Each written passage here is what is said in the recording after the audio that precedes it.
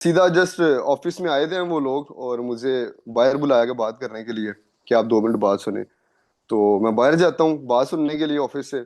तो वहां से वो अपना कार्ड मुझे दिखाते हैं कि सीआईडी हैं हम, और आप गाड़ी में बैठे। गाड़ी में बैठ जाता हूँ मैं। और फिर वहां से मुझे वो पुलिस स्टेशन ले जाते हैं।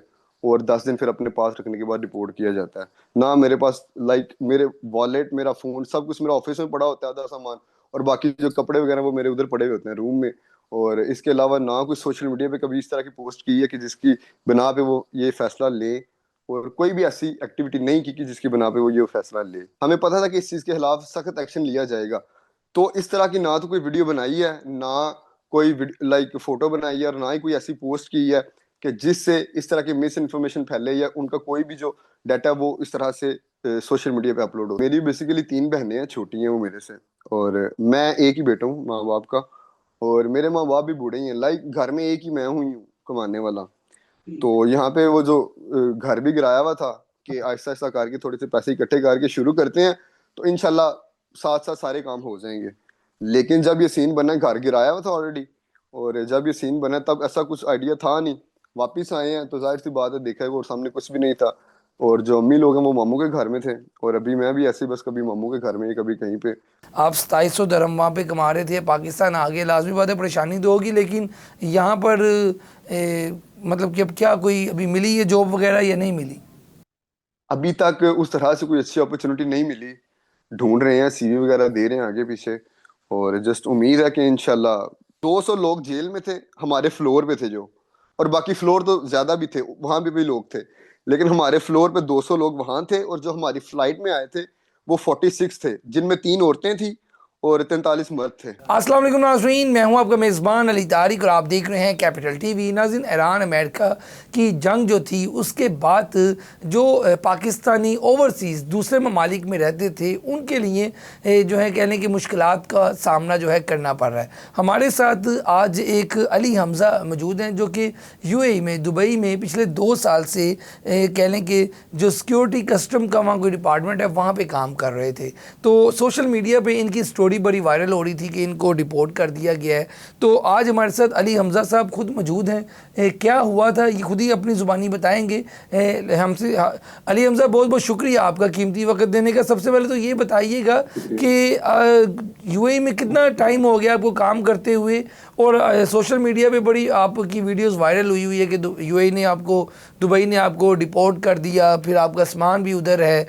ये क्या मामला क्या था? आपने कोई वहाँ पे कानून की खिलाफ वर्जी की थी? क्या था ये ज़रा कहानी बताइएगा। बेसिकली मुझे 2 साल हुए थे उधर काम करते हुए।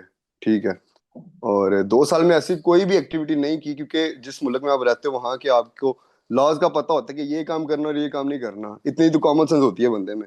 तो ऐसा 2 साल में तो कोई भी काम नहीं किया कि जिसकी बिना पे इतना बड़ा वो फैसला ले, रिपोर्ट करे वहां से। और बेसिकली मैं तो ऑफिस में था, ड्यूटी पे था।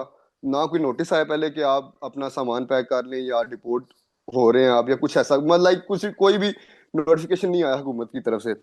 और सीधा जस्ट ऑफिस में आए थे हम वो लोग, और मुझे बाहर बुलाया गया बात करने के लिए कि आप 2 मिनट बात सुने। तो मैं बाहर जाता हूँ बात सुनने के लिए ऑफिस से। तो वहां से वो अपना कार्ड मुझे दिखाते हैं कि सीआईडी हैं हम, और आप गाड़ी में बैठे। गाड़ी में बैठ जाता हूँ मैं। और फिर वहां से मुझे वो पुलिस स्टेशन ले जाते हैं। और 10 दिन फिर अपने पास रखने के बाद रिपोर्ट किया जाता है। ना मेरे पास मेरे वॉलेट, मेरा फोन, सब कुछ मेरा ऑफिस में पड़ा होता है, आधा सामान। और बाकी जो कपड़े वगैरह वो मेरे उधर पड़े हुए होते हैं रूम में।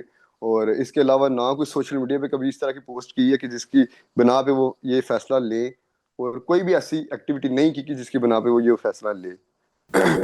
अच्छा, मुझे ये बताइएगा अली हमज़ा साहब कि आप वहाँ पर आप इन्फ्लुएंसर भी हैं, सोशल मीडिया पे भी काफ़ी एक्टिव हैं।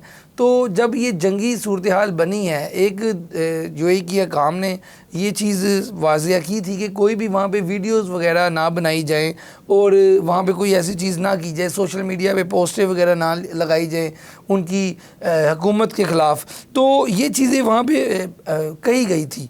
आपने कोई इसकी खिलाफ वर्जी तो नहीं की, या आपने कोई वीडियोस नहीं वगैरह बनाई थी वहाँ पे किसी बिल्डिंग्स के बाहर खड़े होके, या वहाँ पे कुछ ऐसा काम किया था? नहीं नहीं, ये कानून सबसे पहले जब भी आया था ना, तो हमें इस चीज का पहले से आइडिया था, क्योंकि हमारा जो डिपार्टमेंट है ना वो सेमी गवर्नमेंट है। और हमें पहले से ही इस चीज का आइडिया था कि अगर कोई भी इस तरह का काम होता है तो उसकी वीडियो या फोटोग्राफी कुछ भी नहीं करना, क्योंकि हमें पता था कि इस चीज के खिलाफ सख्त एक्शन लिया जाएगा। तो इस तरह की ना तो कोई वीडियो बनाई है, ना कोई लाइक फोटो बनाई है, और ना ही कोई ऐसी पोस्ट की है कि जिससे इस तरह की मिस इन्फॉर्मेशन फैले या उनका कोई भी जो डाटा वो इस तरह से सोशल मीडिया पे अपलोड हो। तो इस तरह का कोई भी काम नहीं किया था।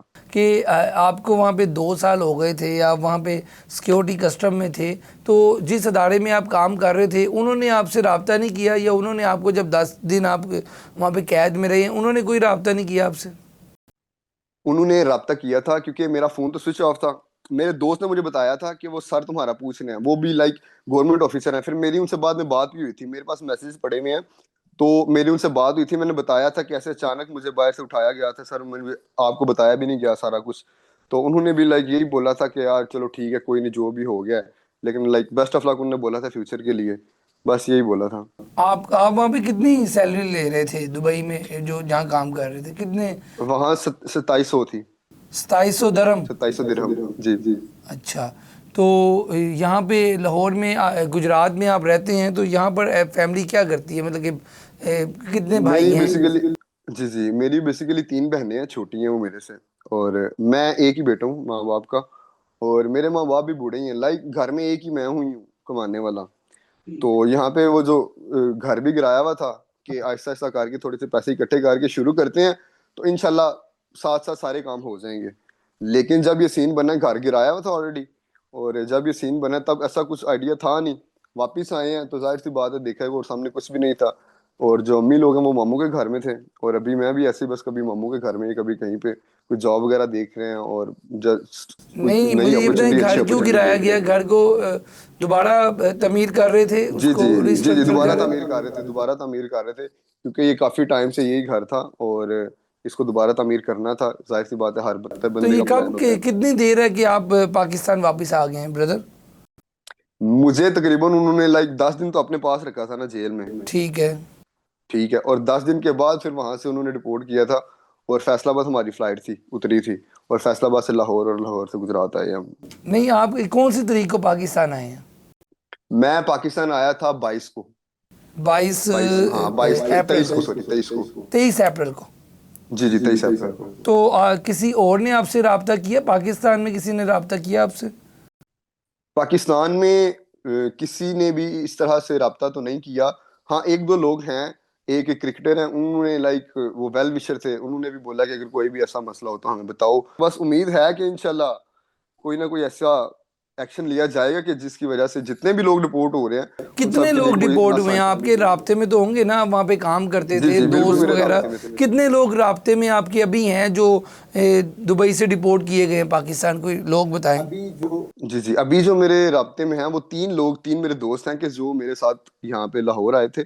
और फिर लाहौर से एक कश्मीर चला गया था, और एक मैं यहाँ गुजरात आ गया, और एक वहाँ शेखुपुरा के थे। तो उन बेसिकली तीनों जो को जेल डिपोर्ट में कर लोग दिया थे, गया? जेल में 200 लोग जेल में थे, हमारे फ्लोर पे थे जो। और बाकी फ्लोर तो ज्यादा भी थे, वहां पे भी लोग थे, लेकिन हमारे फ्लोर पे 200 लोग वहां थे। और जो हमारी फ्लाइट में आए थे वो 46 थे, जिनमें 3 औरतें थी और 43 मर्द थे। ये सारे वही थे जो डिपोर्ट किए गए? ये सारे वो थे जो डिपोर्ट किए गए थे। बड़ा एक ये किसी को नंबर पासपोर्ट भी नहीं लेने दिया गया था। कुछ लोग उनमें ऐसे थे कि जिनको कॉल करके बुलाया गया था वहां पे, और कुछ लोग ऐसे थे कि जिनको उठाया गया था बगैर किसी नोटिस के। तो लास्ट में मुझे अब ये बताइएगा कि आप 2700 दरम वहाँ पे कमा रहे थे, पाकिस्तान आ गए, लाजमी बात है परेशानी तो होगी, लेकिन यहाँ पर मतलब कि अब क्या कोई अभी मिली है जॉब वगैरह या नहीं मिली? अभी तक उस तरह से कोई अच्छी अपॉर्चुनिटी नहीं मिली। ढूंढ रहे हैं, सीवी वगैरह दे रहे हैं आगे पीछे, और जस्ट उम्मीद है कि इंशाल्लाह जल्दी से जल्दी कोई अच्छा, अपॉर्चुनिटी ऐसी मिलेगी अली फिर हमज़ा जिसको मुझे अवेल ये किया बताएं जाएगा। कि दुबई में जब ये जंग शुरू हुई है, तो वहाँ पे वैसे एक्चुअल क्या हालात हैं दुबई में? आप वहाँ पे 2 साल से रह रहे थे, तो वहाँ पे एक्चुअल क्या हालात है? वहाँ पे रियल स्टेट के, मतलब कि होटल इंडस्ट्री के क्या वहाँ पे हालात थे? सुना है कि बेरोज़गारी भी वहाँ पे हुई है, लोगों को निकाला भी गया जॉब से। ये हकीकत है ये, या ये गलत बात है, ये बताइएगा। नहीं, ये बिल्कुल हकीकत है कि वहाँ का जो जॉब का सिलसिला है, और जितना भी ये रियल स्टेट का, ये बहुत ज़्यादा डाउन हुआ है पहले से। क्योंकि जितने भी फॉरेनर्स थे वो वापस अपनी कंट्री गए हैं, और इस तरह के लाइक क्राइसिस चाह रहा था इस तरह का कि लोग जो है वो, कंपनियां अपने बंदे जो है वो वापस भेज रही थी। ठीक है, और हमें भी अंदर ही अंदर ये डर था कहीं ना कहीं कि ऐसा ना हो कि क्या पता इस महीने हमें सैलरी कम मिले या क्या पता मिले ही ना, लाइक ये डर था हमारे अंदर भी। तो ये चीजें बिल्कुल हो रही थी। अब आपकी जो चीज़ें हैं वो वापस नहीं आई, तो वो कैसे कोई राब्ता किया कि वो आ जाएंगी किसी तरह, अभी या वो क्या अभी राब्ता? सीन ऐसा कि मेरा एक दोस्त है, तो उसने आना था पाकिस्तान, तो मैंने उन्हें बोला था कि आप मेरे जो कपड़े वगैरह हैं वो अपने पास रखिएगा और आते वक्त साथ ले आइएगा। तो बस यही सीन है। ये 2700 दिरहम पाकिस्तानी कितना बन जाता था आपका, मतलब कि? ये बन जाता था तकरीबन 2 लाख के करीब बन जाता था। 2 लाख, ठीक। और अब ये हालात हो गए हैं। चलें, लास्ट पे कुछ आप कहना चाहेंगे, पाकिस्तान गवर्नमेंट से कुछ अपील करना चाहेंगे, क्या कहेंगे इस पे? पाकिस्तान पाकिस्तान गवर्नमेंट से बिल्कुल अपील करना चाहेंगे हम, कि उनसे अपील यही है जो मैंने पहले भी बात की थी, कि देखें हमारा, लाइक हमें इस तरह से ट्रीट किया जा रहा है कि जैसे हमारा कोई वाली वारिस ही नहीं है, ठीक है। लाइक अगर आप इतने ज्यादा लोग डिपोर्ट हो रहे हैं तो कम से कम इतना एक्शन लिया जाए कि जो सारी आवाम को नजर आया जाए कि ये जो लोग डिपोर्ट हो रहे हैं इनके ऊपर भी कोई है, ठीक है। ये भी किसी कंट्री में रह रहे हैं और उस कंट्री के भी जो हुक्मरान है उनमें इतनी पावर है कि वो इस चीज पे एक्शन ले सकते हैं अपने बंदों के लिए। तो यही अपील है कि इस चीज पे एक्शन लिया जाए, ठीक है। और जितने भी डिपोर्ट हो रहे हैं उनकी किसी तरह से मदद इमदाद की जाए, क्योंकि जाहिर सी बात है एक सर्किट जो सेट हुआ हुआ होता है, अचानक से अगर वो रुकता है ना तो बहुत सारी मुश्किलात का सामना करना पड़ता है। तो यही अपील है हुकूमत से कि इस चीज पे जल्दी से जल्दी कोई एक्शन लिया जाए और इसका हल निकाला जाए। ठीक हो गया अली हमज़ा, बहुत शुक्रिया। अल्लाह ताला आपको, आपकी मुश्किलात को जो है ख़त्म करे, आसानियाँ करे आपके लिए। नो डाउट एक रोज़गार बड़ा अहम होता है किसी भी नौजवान के लिए। तो वहाँ पे जो आप नौकरी कर रहे थे वो पाकिस्तान में भी अल्लाह ताला आपको मौक़े फ़राहम करेगा। बहरहाल नाज़रीन, आपने गुफ्तगू सुनी, ये थे अली हमज़ा, जो कि सोशल मीडिया पर इनकी पोस्ट कुछ बहुत वायरल हुई थी। यूएई में, दुबई में ये पिछले 2 साल से काम कर रहे थे, लेकिन ये सारे मामलात के बाद इनको वहाँ से डिपोर्ट कर दिया गया है और अब ये पाकिस्तान में अपने शहर गुजरात में मौजूद हैं। और इस तरह के बहुत से लोग हैं, अली हमज़ा का ये कहना है, जो कि वहाँ से डिपोर्ट किए जा रहे हैं। तो इस पर पाकिस्तानी गवर्नमेंट को भी हम अपने इस प्रोग्राम के कह लें कि ज़रिए ये कह रहे हैं कि बहुत ज़्यादा जो लोग हैं परेशान हैं, आप एक्शन लें और इस पर भी कोई ना कोई ठोस जो है कदम उठाया जाए। आज के इस प्रोग्राम के साथ मुझे दें इजाज़त। अल्लाह हाफ़िज़।